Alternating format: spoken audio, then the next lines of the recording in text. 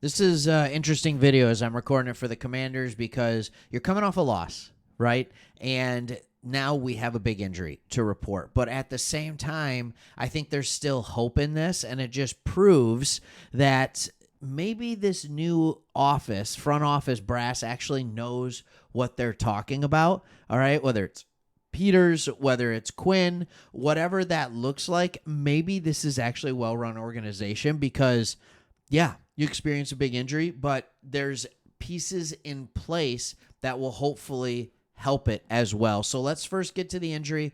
Then let's talk about what this could mean. Let's talk about what this could mean for your team going forward. All right. So first things first, defensive tackle Jonathan Allen suffered a season-ending injury versus the Ravens. Now, he is out there trying to get a second opinion.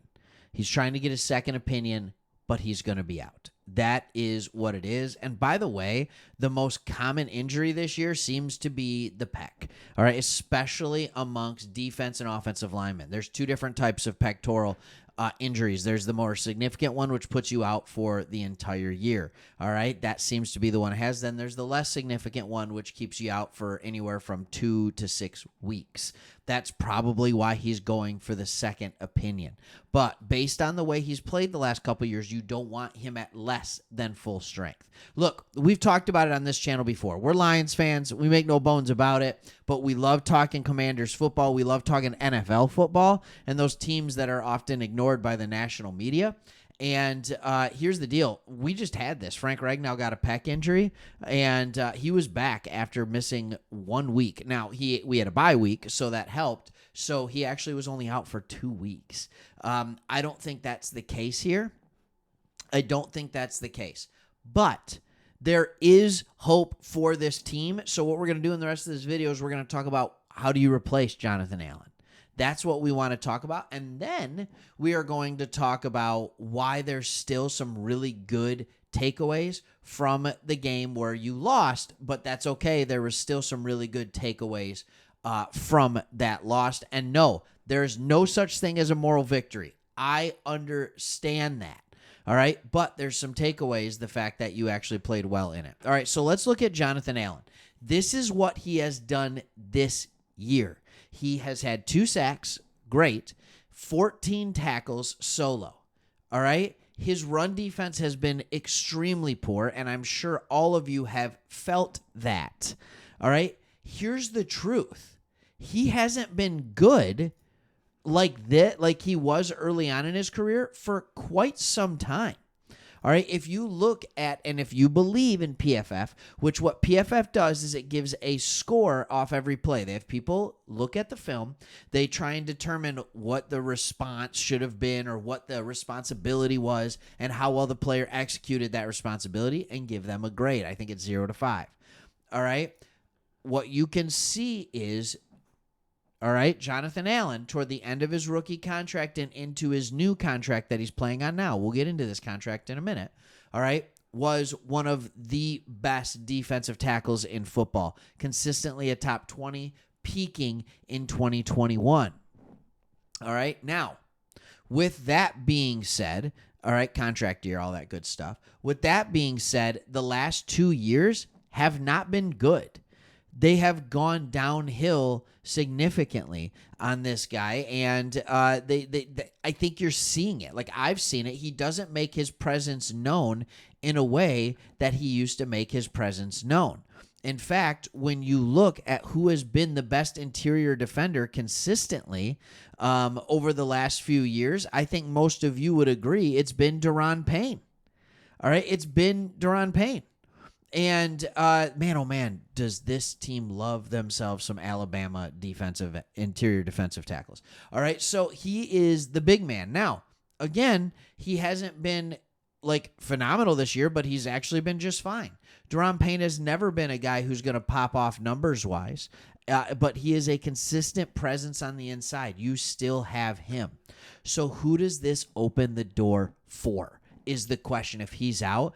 And everybody knows where the answer is going on that, and it's a player who has not played well. All right, but giving extended run to him, I think, could help.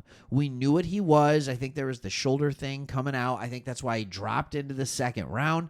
This is a first-round talent. This is a guy that if there's no injury concern, this is a guy that a lot of people were talking about like, hey, should he go in that 15 to 20 range, which is exactly where Jer'zhan Payne, I believe, went 13th. All right. And, I think Allen went 17th. So this is that same and similar talent. Now you're going to get, for better or worse, you're going to see what you got out of the rookie. And then, not to be outdone, another Alabama Crimson Tide. All right. You need Phidarian Mathis to go back to his rookie form. All right. Now, he didn't play a ton of snaps, so these grades can be kind of misleading. But you are going to see Mathis and you're going to see Newton get a ton more snaps on the inside.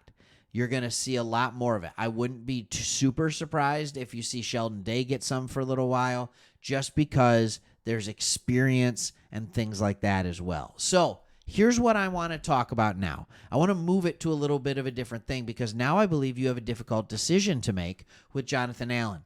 Here is his current contract. He is in 2024. He is on the second to last year of his contract. Next year, his base salary is $15.5 million with a $6 million signing bonus. All right. They prorated it so well throughout here. This is one of the more balanced contracts that I've seen. All right. But he is due $23 million next year if you keep him on the roster. If you rework his contract, I don't know what he's going to want to rework it toward, but he didn't have a chance to really prove that he isn't in a regression. He's still in a regression. So you either keep him on your roster for $23 million, or you cut him and you lose $6 million, and you hope you can take that $17 million and turn it into a better player.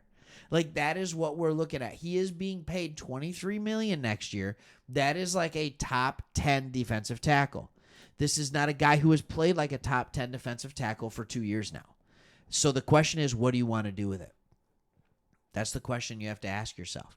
But here's a couple of things that I also want to talk about outside of just the injury. All right. There's an opportunity for a young player. All right. And jer'zhan Newton, but also a couple of takeaways from the game. You missed Brian Robinson. I was kind of shocked how much you missed Brian Robinson, but we also understand the Ravens do a good job. We thought the Ravens would be the defense that could shut down Jayden Daniels. They didn't. Jayden Daniels still played really, really well in this game. He still played well. All right? He really did. All right? Benjamin St-Juste. All right? That isn't it. All right? Now, remember, Benjamin St-Juste is a guy who played at Michigan, couldn't get playing time in college, transferred over to Minnesota, was a pretty good corner at Minnesota. Not great, pretty good, and now he's in the NFL. All right? Overall, here's what I'm going to say about your game. It was not a bad loss. It was a good loss. It was a young team going and trying to get a victory on the road against a team that has a ton of experience, against a team that in some ways is like looking in a mirror of what your team wants to become. I still think the floor is higher with Jayden Daniels. All right, he took a couple hits he didn't need to take. All right, so the question is, going forward, can the defense hold up enough for this team to continue to compete and continue to win? It'll hold up enough to compete. Will it hold up enough to continue to win? That is something I'm very interested to see. All right, thanks for watching. See you on the next one.